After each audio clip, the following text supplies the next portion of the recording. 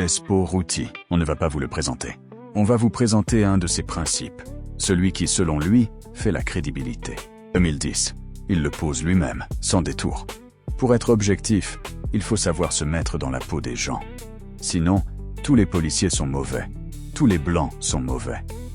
On ne peut pas être crédible en pensant comme ça. Raisonner par catégories entières, ça empêche l'objectivité. C'est lui qui le dit. Retenez cette phrase. On va en avoir besoin. Ce dossier ne cherche pas à démontrer que Despo Routy est provocateur. Le rap l'a toujours été. Ce n'est pas la question. La vraie question, c'est celle-ci. Pourquoi continue-t-on à voir en lui une référence de la crédibilité, quand certains de ses textes semblent dire l'exact contraire de son propre principe? On va vous laisser juger. Il change de nom d'artiste en reprenant le nom d'un célèbre avocat parisien et se convertit au judaïsme. La même année, il clash tout le monde sur les réseaux. Sa marque de fabrique. Aujourd'hui, il vend encore un livre publié il y a près de 10 ans. Il y revendique lui-même, noir sur blanc, une critique frontale d'une religion. Il y développe une hiérarchie affirmée entre hommes et femmes. Et puis il y a ce morceau, contre Booba. Là, le registre change complètement. Ce ne sont plus des piques contre un adversaire. Ce sont des propos visant des personnes en raison de leur religion. Des insultes liées à l'orientation sexuelle. Des attaques fondées sur l'origine, sur la couleur de peau, le métissage. Une chanson. Plusieurs catégories entières visées d'un coup. Dans le texte même où il revendique appartenir à l'une d'entre elles. Ce n'est pas un excès isolé, un soir de colère. C'est un registre qui revient, depuis des années. Publié, assumé. Il revendique une indépendance totale. Aucun label, personne au-dessus de lui. 30 albums plus tard, il ouvre sa propre cagnotte pour financer le prochain. Ce n'est pas grave. Personne ne travaille vraiment seul, sans aucun financement.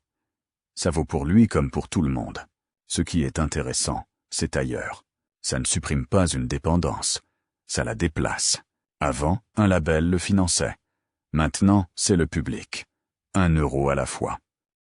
La vraie question n'est pas s'il dépend de quelqu'un, c'est s'il s'applique à lui-même les règles qu'il impose aux autres. Alors la question ne porte plus vraiment sur lui. Si ces mêmes faits appartenaient à quelqu'un d'autre, on continuerait à l'écouter de la même façon.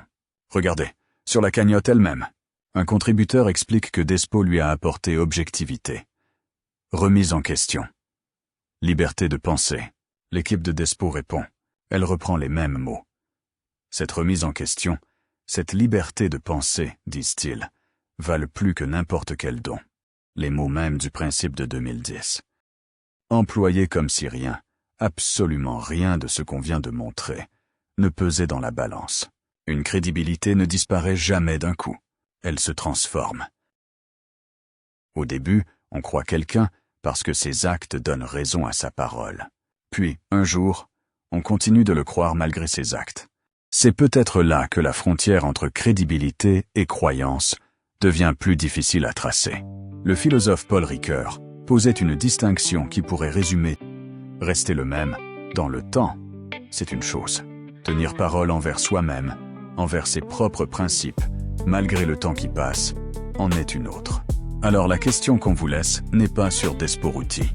Elle est sur toutes les figures publiques auxquelles vous accordez encore votre confiance. Tiennent-elles encore parole envers ce qu'elles disaient être? Ou avez-vous simplement cessé de vérifier?